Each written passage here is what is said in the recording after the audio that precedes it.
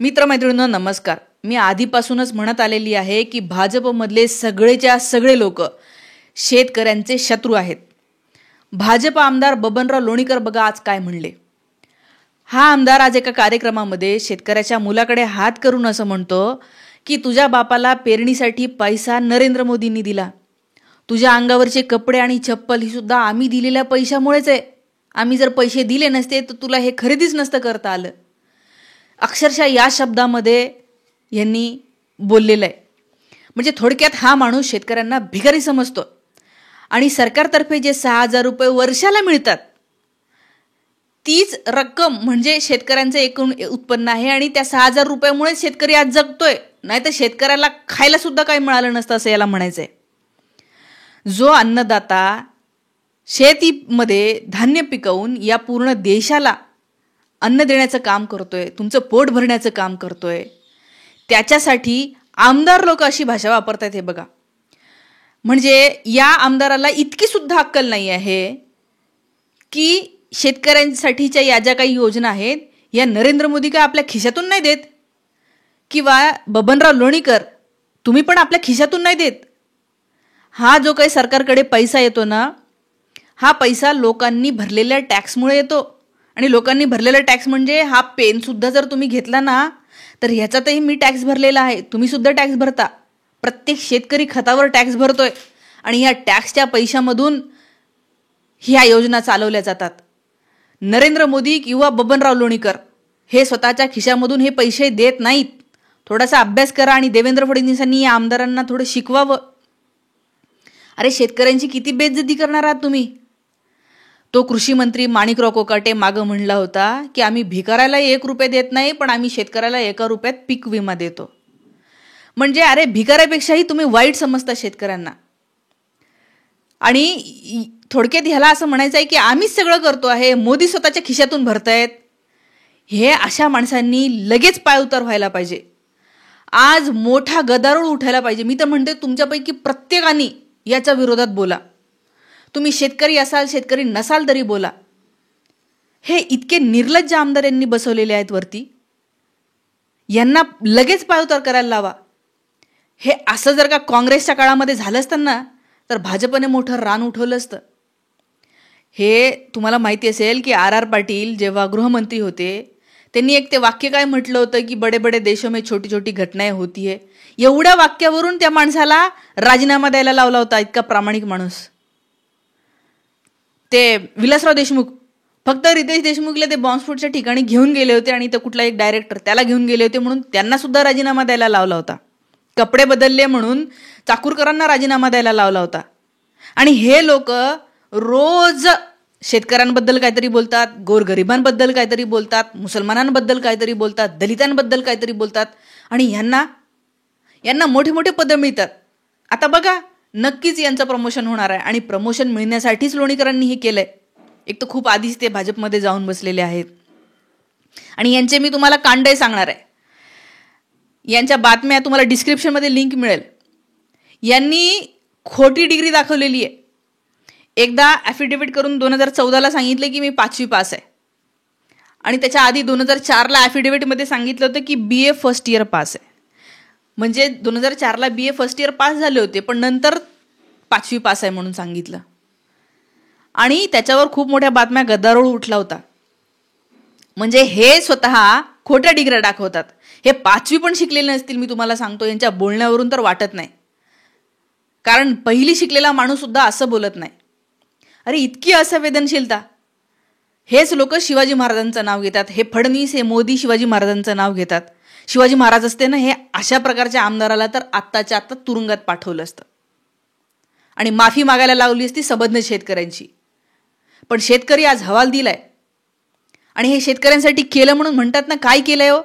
आकडे बघा. हे 2012ला म्हणजे जेव्हा काँग्रेसचा काळ होता तेव्हा शेतीवर किती खर्च होत होता? GDPच्या 5% होत होता. आज GDPच्या 2 ते 2.5% खर्च होतोय. म्हणजे खर्च कमी केलेला यांनी शेतीवरचा. पैशामध्ये मोजले तर ते वाढवले असं दाखवतील ते. टक्केवारीमध्ये बोलते मी. तुमच्या खर्चाच्या टक्केवारीमध्ये तुम्ही टक्केवारी कशी काय कमी केली? कोणाच्या सांगण्यावरून कमी केली? आणि ही कमी केलेली टक्केवारी तुम्ही कोणाला देतायत? मोठे मोठे कॉर्पोरेटमधले ते सगळे बिझनेसमन यांना जीएसटी आहे 1 ते 1.5%. तुम्ही सोन्यावर जीएसटी बघा 2 ते 3% आहे सोन्यावर जीएसटी, हिऱ्यावर 2 ते 3% जीएसटी आहे. आणि तुमचं पोरगं शिकत असेल ना तर या पेन पुस्तकावर 18% जीएसटी आहे. शेतकऱ्याच्या प्रत्येक मालावर 18% जीएसटी आहे. मालावर तर सोडून द्या, प्रत्येक छोटी वस्तू घ्यायची असेल ना शेतकऱ्याला त्याच्यावर 18% जीएसटी आहे. म्हणजे वेलफेअर स्टेट कशाला म्हणतात माहिती आहे? हे अशा प्रकारची टॅक्स सिस्टीम ना जगात कुठेच नसेल. शेतकऱ्यांना उलट टॅक्स फ्री करायला पाहिजे ना या गोष्टी. कारण आज देशामधली 60% जनता शेतीवर अवलंबून आहे. या देशाचा कणा आहे शेती. तुम्हाला शहरामध्ये राहणाऱ्या काही लोकांना असं वाटत असेल की ह्या कंपन्या देश चालवत आहेत. नाही बाबांनो, हे 140 कोटी लोकांच्या पोटात जे अन्न जात आहे ना ते पिकवत कोण आहे आणि त्याला काय भेटतंय? MSP सुद्धा भेटत नाही आहे. हे नरेंद्र मोदी म्हणले होते शेतकऱ्यांचं उत्पन्न दुप्पट करू. उत्पन्न दुप्पट नाही झालं, खर्च दुप्पट झालाय. खताच्या किमती बघा, आधी काय होत्या आणि आज काय वाढलेल्या आहेत. दुपटी तिपटीनी खताच्या किमती वाढवलेल्या आहेत यांनी. आणि शेतकऱ्यांचं उत्पन्न दुप्पट करणार होते. 2012ला शेतकरी कमवत होता 6,500 रुपये महिना, ॲव्हरेज सांगते मी. आता तो 10,000 रुपये महिना कमवतो ॲव्हरेज, बरं का, सगळे शेतकरी नाही कमवत. पण महागाईची जर का तुम्ही तुलना केली तर महागाईच्या तुलनेमध्ये हे पर्सेंटेज हे कमी आहे. म्हणजे उत्पन्न कमी झालंय. कारण की बाकी लोकांचं उत्पन्न हे असं नाही वाढलेलं आहे. म्हणजे ज्याचा पगार 20,000 होता ना 10 वर्ष आधी, त्याचा पगार आज 2 लाख झालेला आहे. म्हणजे लोकांचं उत्पन्न कंपन्यांमध्ये काम करणाऱ्या मोठ्या मोठ्या लोकांच्या उत्पन्नाची गोष्ट करते. ह्या माणसाला खरोखर मला तर म्हणजे इतका राग आला, असं वाटलं काय काय बोलू. आणि लोकांनी भयंकर शिव्या दिलेल्या आहे. तुम्ही कमेंट वाचतच असाल. हे स्वाभाविक आहे. अरे तुम्ही काय समजता? या माणसाचा पगार, याच्या हातामध्ये असलेली घड्याळ, यांनी घातलेलं महागडं कोट, माणिकर, लोणीकरणी कोणाच्या पैशातून आहे? मोदी खिशातून पैसे देतात का? का तुम्ही खिशातून पैसा भरतात? मग तुमच्याकडे एवढाच पैसा तर पगार कशाला घेता? तुमच्याकडे पैसा असताना, तुम्ही दिला असताना शेतकऱ्यांना, तर तुम्ही पगार नसता घेतला. आणि बोलायला कोणीच नाहीये. कोणी त्याच्यावर आवाज उठवत नाही, कोणीच रान पेटवत नाहीये. देशातल्या 60% जनतेचा एवढा मोठा अपमान करून सुद्धा कोणीच राजीनामा सुद्धा मागत नाहीये. ही देशाची अवस्था करून ठेवलेली आज भाजपने. आणि शेतकऱ्यांसाठी काय करतायत हो? शक्तीपीठ महामार्ग इलेक्शनच्या आधी म्हणे करणार नाही, आणि बरोबर निवडणुका झाल्या की करायला लागले. अरे किती फसवणार आहात तुम्ही? बरं, ज्या शेतकऱ्यांच्या जमिनी त्या याच्यात जाणार आहे ना शक्तीपीठ महामार्गात, त्याची बैलगाडी नाही चालू शकणार आहे त्या महामार्गावरून. आणि हा रस्ता याची काहीच गरज नाही आहे, कारण ऑलरेडी दुसरे रस्ते आहेत तिकडे जाणारे. हे रस्ते आणि हे ॲक्विजिशन फक्त आणि फक्त कंत्राटदारांसाठी होते.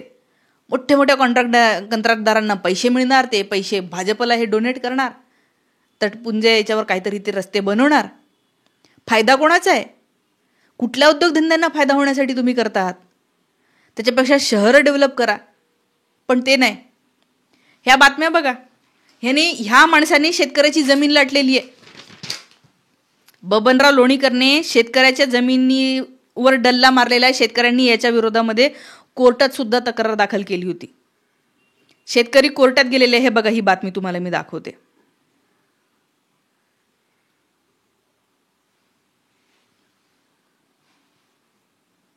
राज्याचे पाणीपुरवठा मंत्री बबनराव लोणीकर पुन्हा एकदा आरोपीच्या पिंजऱ्यात उभे ठाकलेत.